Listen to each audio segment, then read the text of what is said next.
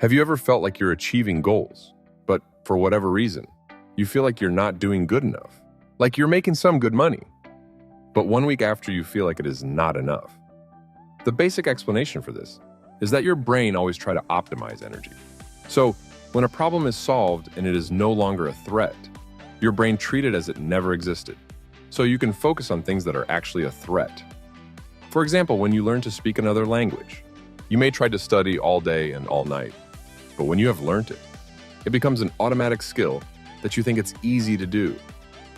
Don't worry, I will explain you why you have these thoughts and how can you overcome it. Chapter 1. Someone did better than you. The someone did better than you syndrome comes from that natural instinct called envy. When you were a high schooler and then you graduated to enter on a university to make a career on electrical engineering and found an entry-level job on your field, you inevitably feel the urge to watch social media and realize that somebody on the internet made 10 or 100 times more money than you just by uploading brain rot videos that went viral. Your brain arrives on an awkward situation where you compare yourself with people of your age that are performing better in some way. The conclusion: you're failing. Except when I tell you that's not true. Will you believe me? Keep in mind that your problems, your context, and especially your goals are different from anyone else. However, society has turned you into a goal chaser. Starting from school, where you were forced to get the best scores possible. Then your family, making you get a degree, a job, get married, and if you don't achieve that, guess what? You're a failure. Chapter 2. Clarify your destiny. Here's the catch. The stuff I described previously is not about achieving goals, but it's the narrative that has been induced to you your whole life. Believe it or not, you're a social creature. Back in the past, humans survived in groups, so if you were rejected from your group, you were most likely to perish. So evolution made you an approval-seeking creature. Because in your brain, if you don't please your family, your teacher, your boss, or your friends, you're a goner. So what you're actually chasing is not goals, but permission to earn your place in the world. And that is very, very, very dangerous. The next thing may upset some people, but still. The narrative society has imposed you is about a grinding video game. Are you level 10? Don't worry, you can still grind to level 100. Are you level 100? Don't worry, because the top players of this game play it 24 hours a day and have some mythical sword only accessible by playing for years. That's the same thing with life. There always will be a higher stake to achieve. Chapter 3. Humanize yourself. There is one reason of why society has to turn you into a goal chaser. The reason is economy. Yep. If you're just chilling in your house without doing nothing or sleeping more than 8 hours per day, then society calls you a lazy loser. But when you're sleeping 4 hours a day, spending a fortune on cars, houses, and studies, and working extra hours daily, then guess what? You're a winner in the eyes of your family. Isn't that suspicious? The explanation for this is that some guy that buys a house and cars and smartphones with his credit card and then work like a mule to cover that expense is actually more useful to society. And look carefully at what I said. Useful to society, not useful for yourself. Because if you work hardly to cover your expenses, you are making someone rich. While if you do nothing, then nobody is milking you out. That means you're paying less taxes. You're not taking a girl to an expensive restaurant. And you're not feeding the earnings on the balance sheet of companies. So now it makes sense that social media glorifies that guy who spent millions on the ultimate luxury car and motivate mid-class people to replicate the same behavior by using credit. The thing is that all that goals imposed to you are the product of complex social engineering. But how I prefer to call it, lies.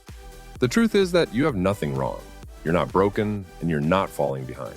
You're a human, not a working machine, and not a sales statistic for a company.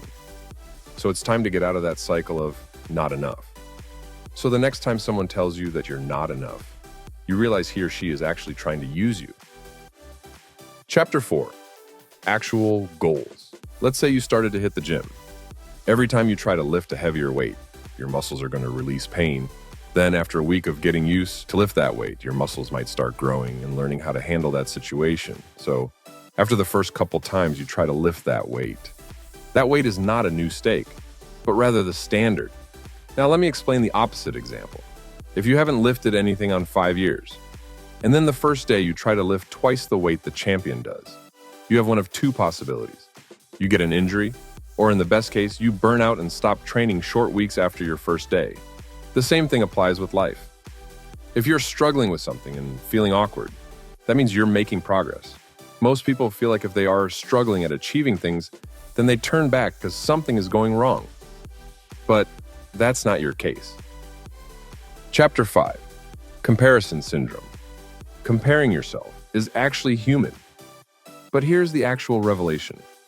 Life is not a fair fight. I said it. Now let's face it. Whenever you point to, there will be someone who already made a faster, shinier, and better approach than you. It never ends. But now I'll tell you how to fix that. It's very simple. Whenever you're comparing with other person and feel that uncomfortable sensation, stop and think about it. Remember that you're following a primitive emotion, not a reality. Then remember that you're seeing one tiny part of the big picture. Maybe that other person is messed on something else you're not seeing. Because you're seeing only the final result, the shiny part, not the salty background of the situation. And finally, ask yourself if that thing the other person has is really important. If you watch that somebody on TikTok have just bought a private jet, stop and ask, do you really need a private jet? If you think it through, you may realize that having a private jet brings more pain than satisfaction. Taxes, fuel, permission, maintenance, money, expenses is a real headache. All that process in exchange of a 60-second short that shows the world how you bought a private jet. And maybe actually traveling faster. That's it. Most cases have this issue. So remember that. Chapter 6. You're not broken.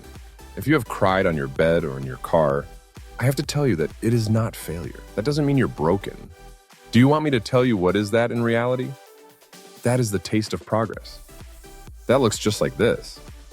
I have to tell you that nobody has achieved success on a straight line process. It always looks messy like this.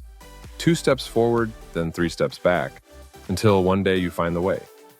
Growth is actually awkward and confusing. Whenever you get out of your comfort zone, you may feel stretchy, but that is not a signal to stop, but to keep going. Chapter 7. Success Triad. The Success Triad consists of self-trust, wisdom, and courage. And everything you have experienced by now has helped you to improve those key aspects. So now, you've learned how to stand up again and again, even if people doesn't notice it. You developed self-awareness by analyzing yourself and try to improve day after day. You made courage. You managed to receive criticism better than before. I hope that after hearing this advice, you managed to feel better about your progress in life.